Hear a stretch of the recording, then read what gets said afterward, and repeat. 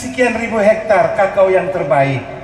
Namun pemerintah Provinsi Aceh juga kalau hanya cerita saja tidak ada gunanya di Aceh Tenggara. Saudaraku, Bupati Aceh Tenggara M. Salim Fakri membuka secara resmi acara kontes kakao yang diikuti oleh ratusan peserta di lapangan Pemuda Kota Cane pada Minggu 26 Oktober 2025.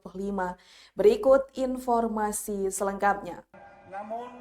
Saudaraku, Bupati Aceh Tenggara M. Salim Fakri secara resmi membuka kontes buah kakao yang diikuti ratusan peserta di lapangan Pemuda Kota Cane pada Minggu 26 Oktober 2025. Dalam kesempatan itu, Bupati Salim Fakri menyampaikan pesan kepada Gubernur Aceh melalui perwakilan Kadis Tanbun Aceh Fahru Razi bahwa pemerintah Kabupaten Aceh Tenggara siap menanam dan merawat tanaman kakao sebagai upaya memperkuat sektor pertanian daerah.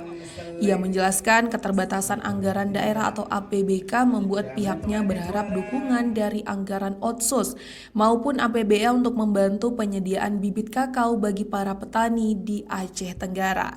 Bupati menegaskan bahwa tanaman kakao merupakan urat nadi perekonomian masyarakat Aceh Tenggara. Ia juga menilai kehadiran komunitas kakao akan memberikan dampak positif bagi petani, sekaligus menjadi bentuk apresiasi kepada jajaran Kodim 0108 Aceh Tenggara yang telah berperan aktif dalam program ketahanan pangan di daerah tersebut.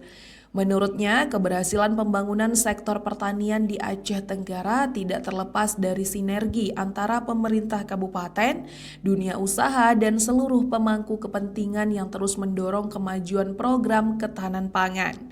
Acara pembukaan kontes turut dihadiri Kapolres Aceh Tenggara KBP Yul Hendri, Dandim 0108 Aceh Tenggara Letkol Cezi Arya Mudiantoro, Ketua DPRK Aceh Tenggara Denny Febrian Roza, Ketua MPU Aceh Tenggara Kadis Pertanian Agara Rizkan, perwakilan Kadis Tanbun Aceh Fahru Razi, dan pihak Swiss Kontak serta sejumlah pejabat lainnya.